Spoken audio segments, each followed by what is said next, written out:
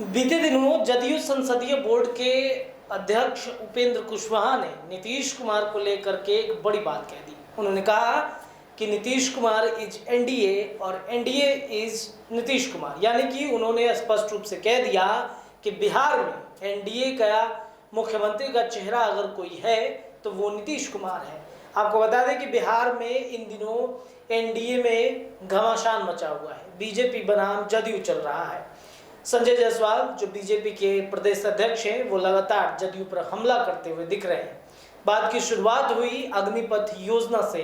अग्निपथ योजना के दौरान जिस तरीके से बीजेपी के कई विधायकों पर हमला किया गया, उनके गाड़ी के शीशों को तोड़ दिया गया उपद्रवियों के द्वारा, लगातार लॉ एंड ऑर्डर पर प्रदेश अध्यक्ष बीजेपी के उन्होंने हमला किया नीतीश कुमार के ऊपर में कि जब बिहार में लॉ एंड ऑर्डर की ये स्थिति हो सकती है, अग्निपथ योजना में उपद्रवियों को कंट्रोल नहीं किया जा सकता है, तब बिहार में लॉ एंड ऑर्डर की क्या स्थिति होगी, अपराध की क्या स्थिति होगी।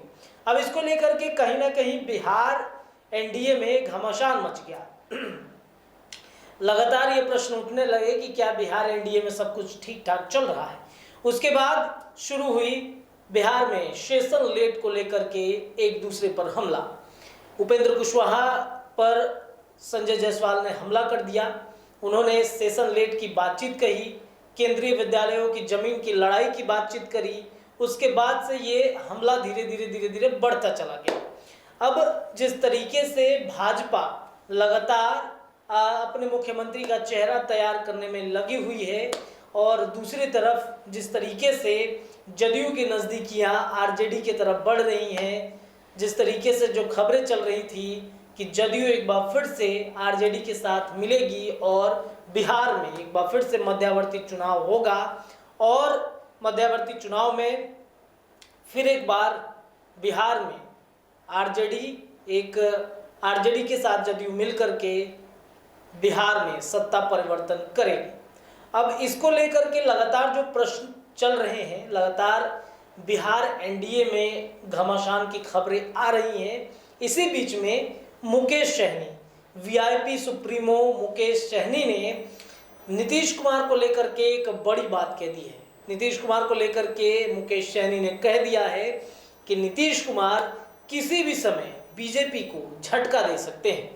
उन्होंने कहा है कि बीजेपी को झटका देंगे और फिर 2015 की तरह वो आरजेडी के साथ अपनी सरकार बनाएंगे। अब इसके बाद से कहीं ना कहीं बिहार के राजनीति में एक अलग घमासान मची हुई है कि मुकेश यानी कि इस बयान पे कहीं ना कहीं बातें जो हैं वो स्पष्ट ना हो जाए, क्योंकि जिस तरीके से अभी चल रहा है बिहार की राजनीति में, अगर गौर करके देखा जाए तो जदयू की नज़दीकियां अभी भी कहीं ना कहीं आरजेडी के साथ बनी हुई है और आरजेडी की नज़दीकियां कहीं ना कहीं बीजेपी के साथ बनी हुई है। अब इसको लेकर के लगातार प्रश्न उठ रहे हैं।